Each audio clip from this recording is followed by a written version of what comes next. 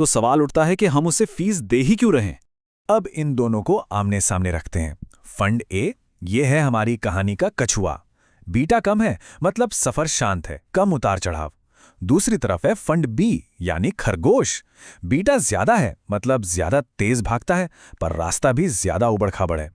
कौन सा चुनना है, ये पूरी तरह से इस बात पर म्यूचुअल फंड में निवेश करना चाहते हैं, पर यह समझ नहीं आ रहा कि हजारों ऑप्शंस में से सही कौन सा है। तो आज हम इसी उलझन को सुलझाएंगे एक बहुत ही आसान स्टेप बाय स्टेप गाइड के साथ।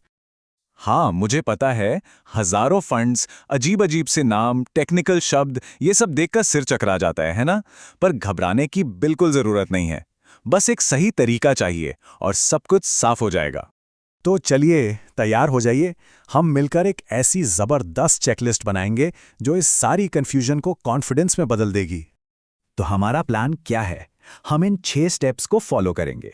सबसे पहले समझेंगे कि एक अच्छा इन्वेस्टमेंट पार्टनर कैसे चुनें। फिर कुछ जरूरी नंबर्स को डिकोड करेंगे, रिस्क और रिवॉर्ड को तौलेंगे, फंड्स को अपने गोल से मिलाएंगे, पोर्टफोलियो को चेकअप करना सीखेंगे और आखिर में एक फाइनल चेकलिस्ट तैयार करेंगे। तो पहला कदम, देखिए, म्यूचुअल फंड चुनना सिर्फ पैसे लगाने जैसा नहीं है। ये तो अपने फाइनेंशियल सफर के लिए एक लंबा भरोसेमंद साथी चुनने जैसा है। तो ये फैसला बहुत सोच समझ कर लेना होगा। तो एक अच्छे पार्टनर की पहचान क्या है? इसके 3 सीधे साधे संकेत हैं। पहला, पिछले 3, 5 और 10 सालों में उसकी ग्रोथ कैसी रही है? क्या वो लगातार बढ़ी है? दूसरा, क्या वो अपने बेंचमार्क मतलब मार्केट के एवरेज से बेहतर कर रहा है? और तीसरा, क्या उसने लगातार एक पॉजिटिव अल्फा बनाए रखा है? मतलब शॉर्ट टर्म की चमक दमक पर मत जाइए, हमें एक ऐसा फंड चाहिए जो लंबी रेस का घोड़ा हो, कोई एक बार का तुक्का नहीं। ठीक है, अब आते हैं दूसरे स्टेप पर। चलिए अपना टूल बॉक्स खोलते हैं और कुछ ऐसे नंबर्स को समझते हैं जो एक फंड की पूरी कहानी बयां कर देते हैं।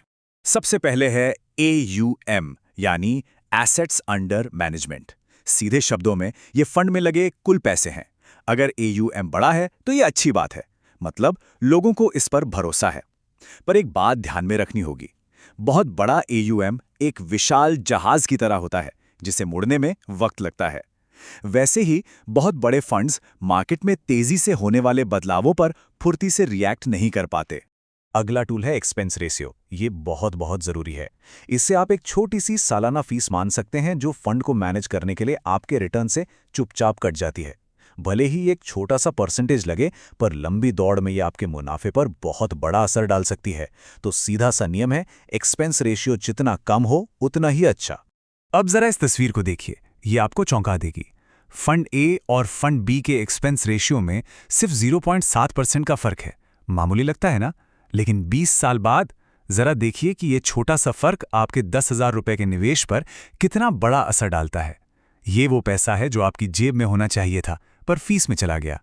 इसीलिए इस पर ध्यान देना बहुत जरूरी है। अब बात करते हैं CAGR की, यानी कंपाउंड एनुअल ग्रोथ रेट।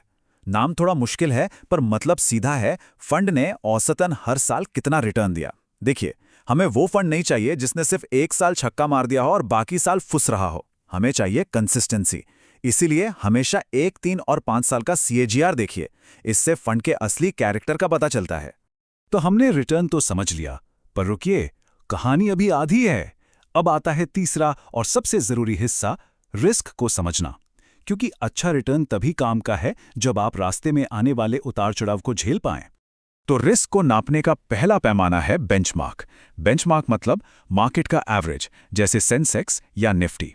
हमें यह देखना है कि हमारा फंड इस एवरेज से बेहतर कर रहा है या नहीं। इससे यह पता चलता है कि फंड मैनेजर वाकई अपनी मेहनत से ज्यादा रिटर्न ला रहा है या बस मार्केट की लहर के साथ बह रहा है। अब आता है बीटा। बीटा को आप फंड की वोलेटिलिटी का मीटर समझ सकते हैं। मतलब ये बताता है कि मार्केट के उतार चढ़ाव पर फंड कितना ऊपर नीचे होता है। अगर बीटा 1 है तो वो मार्केट के साथ साथ चलता है, लेकिन अगर ये 1 से कम या ज्यादा हो तो क्या होता है? चलिए देखते हैं। सिंपल है, अगर बीटा 1 से कम है तो फंड मार्केट से कम हिलेगा डुलेगा, मतलब ज्यादा स्टेबल और कम रिस्की। और अगर बीटा 1 से ज्यादा है तो वो मार्केट से भी ज्यादा तेजी से ऊपर नीचे होगा, मतलब ज्यादा रिटर्न की उम्मीद पर साथ में ज्यादा रिस्क भी। और फिर है अल्फा। अल्फा को आप सीधा सीधा फंड मैनेजर का रिपोर्ट कार्ड मान लीजिए।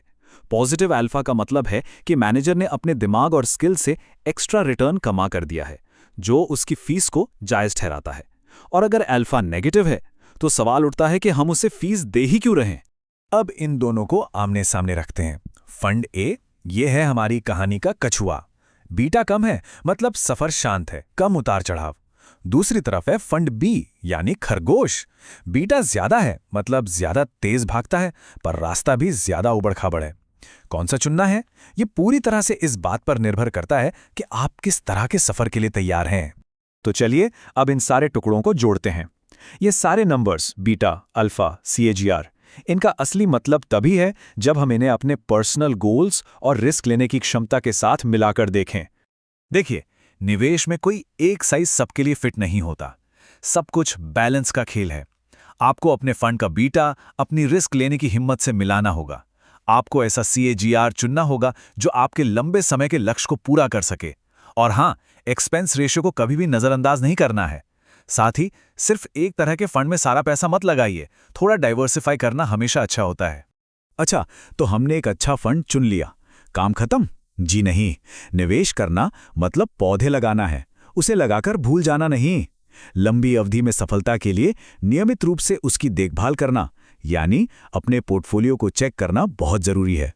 तो हर 6 महीने में एक छोटा सा चेकअप जरूरी है। बस ये 4 बातें देखनी है। पहला, क्या आपके लक्ष्य वही हैं या उनमें कुछ बदलाव आया है? दूसरा, क्या आपका फंड अभी भी मार्केट से बेहतर कर रहा है? तीसरा, क्या इससे कम फीस वाला कोई बेहतर ऑप्शन आ गया है? और चौथा, क्या आपका रिस्क लेवल अभी भी फंड के बीटा से मेल खाता है? ये आसान सी आदत आपके निवेश को हमेशा सही रास्ते पर रखेगी। महान निवेशक बेंजामिन ग्राहम ने कहा था कि एक निवेशक का सबसे बड़ा दुश्मन वो खुद होता है, और ये बात 100% सच है। जब हम मार्केट के शोर में बहकर, डरकर या लालच में आकर फैसले लेते हैं तो अक्सर अपना ही नुकसान कर बैठते हैं। तो अब हम लगभग आखिर में आ गए हैं। चलिए इन सारी बातों को एक सिंपल फाइनल चेकलिस्ट में समेट लेते हैं, जिसे आप कभी भी इस्तेमाल कर सकते हैं। तो ये है आपकी मास्टर चेकलिस्ट। जब भी किसी फंड को देखें तो इन 5 पैमानों पर उसे परखें। एक्सपेंस रेशियो, जितना कम उतना अच्छा।